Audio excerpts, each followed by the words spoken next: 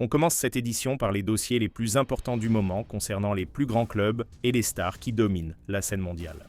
L'une des grandes interrogations de ces derniers jours concerne la situation physique de Kylian Mbappé au Real Madrid.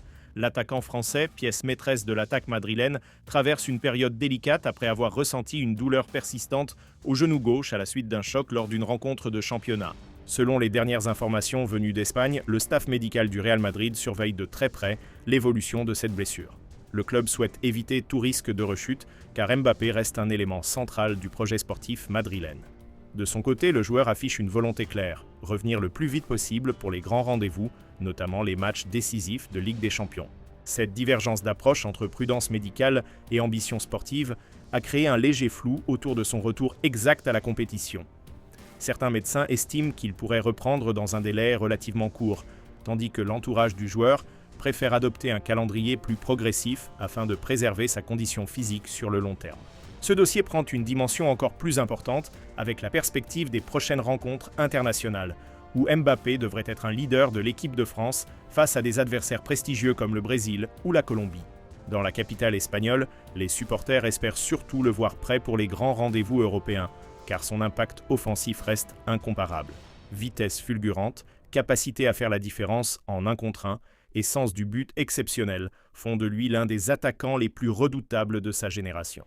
João Pedro, l'attaquant brésilien, réalise actuellement l'une des meilleures périodes de sa carrière sous le maillot des Blues. Son récent triplé face à Aston Villa lors d'une victoire éclatante, 4 buts à 1 confirmait son incroyable dynamique offensive. Sur ses dernières sorties, toutes compétitions confondues, il cumule plusieurs buts et passes décisives, ce qui fait de lui l'un des joueurs les plus décisifs du championnat anglais ces dernières semaines.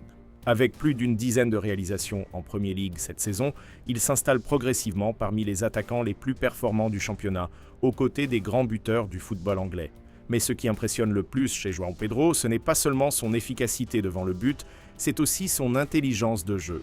L'attaquant brésilien possède une mobilité constante qui lui permet de décrocher pour participer à la construction ou d'attaquer la profondeur avec une grande rapidité. Plusieurs analystes anglais soulignent que son style rappelle celui de certains attaquants brésiliens modernes, capables d'occuper plusieurs postes offensifs, combinant créativité et sens du but. Dans le système de Chelsea, cette polyvalence lui permet d'alterner entre le rôle d'avant-centre classique et celui d'attaquant de soutien, ce qui complique considérablement la tâche des défenseurs adverses. Le PSG garde d'ailleurs un souvenir très clair de l'influence de João Pedro lors de la finale de la Coupe du Monde des clubs disputée quelques mois plus tôt. Ce soir-là, l'attaquant avait multiplié les appels et les mouvements qui avaient perturbé l'organisation défensive parisienne.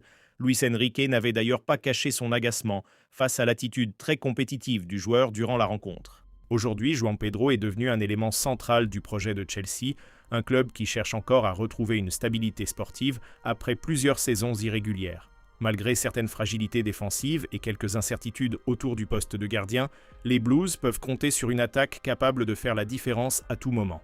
Du côté du Paris Saint-Germain, le calendrier reste particulièrement chargé avec l'enchaînement du championnat, de la Coupe de France et de la Ligue des Champions.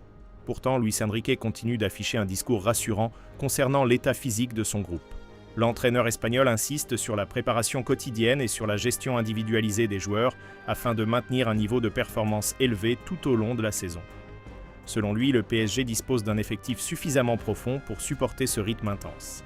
Le technicien rappelle également qu'une saison de haut niveau comporte toujours des périodes de très grande réussite et d'autres plus compliquées, mais que la clé reste la constance dans le travail et l'équilibre collectif. Concernant le duel face à Chelsea, il refuse de parler de revanche par rapport à la finale du mondial des clubs.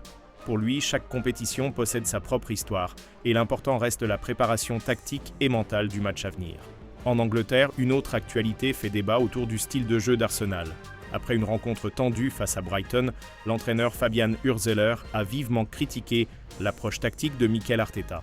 Selon lui, les Gunners ont utilisé plusieurs stratégies pour ralentir le rythme du match, notamment en multipliant les interruptions de jeu.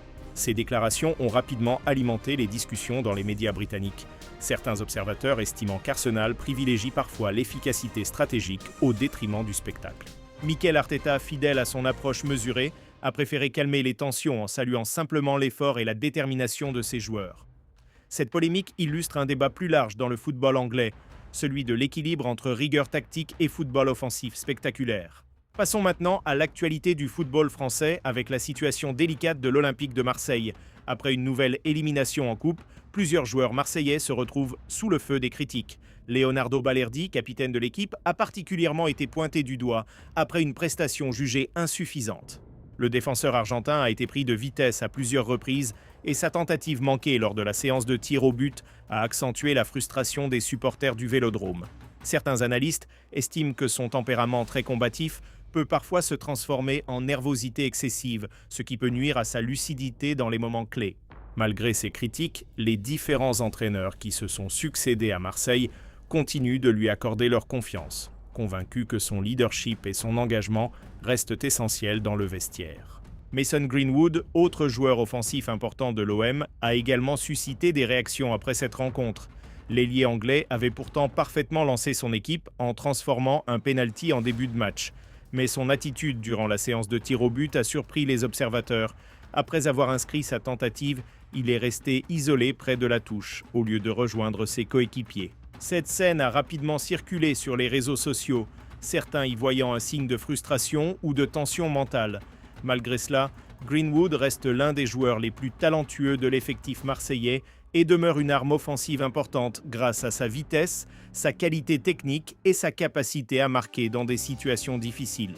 Sur la scène internationale, une page importante se tourne pour le football marocain. Walid Regragui a officiellement quitté son poste de sélectionneur après la défaite du Maroc en finale de la Coupe d'Afrique des Nations face au Sénégal. Son passage restera néanmoins historique grâce à l'exploit exceptionnel réalisé lors de la Coupe du Monde 2022, où le Maroc avait atteint les demi-finales, devenant la première nation africaine à accomplir une telle performance. Ce parcours avait profondément marqué l'histoire du football africain et renforcé la réputation de la sélection marocaine sur la scène mondiale. Pour lui succéder, la fédération marocaine devrait prochainement officialiser la nomination de Mohamed Wabi avec l'objectif de préparer la prochaine Coupe d'Afrique et les qualifications pour la Coupe du Monde. Dans les informations secondaires du football européen, Amiens a décidé de se séparer de son entraîneur Omar Daf après une série de résultats jugés insuffisants en Ligue 2. Le club picard, actuellement proche de la zone de relégation, espère provoquer un électrochoc afin de relancer une saison compliquée. Les dirigeants estiment qu'un changement sur le banc pourrait redonner de la confiance à un groupe en difficulté. Enfin, direction l'Amérique du Sud, où Flamengo vient d'annoncer l'arrivée de Leonardo Jardim au poste d'entraîneur principal. Le technicien portugais, reconnu pour son travail avec les jeunes joueurs et pour son passage réussi à Monaco, s'est engagé avec le club brésilien pour plusieurs saisons. Son arrivée marque le début d'un nouveau cycle pour Flamengo, qui souhaite redevenir l'une des équipes dominantes du continent sud-américain et viser à nouveau la Copa Libertadores. Merci de nous avoir suivis et rendez-vous très bientôt pour une nouvelle édition consacrée aux coulisses et aux grandes tendances du football mondial.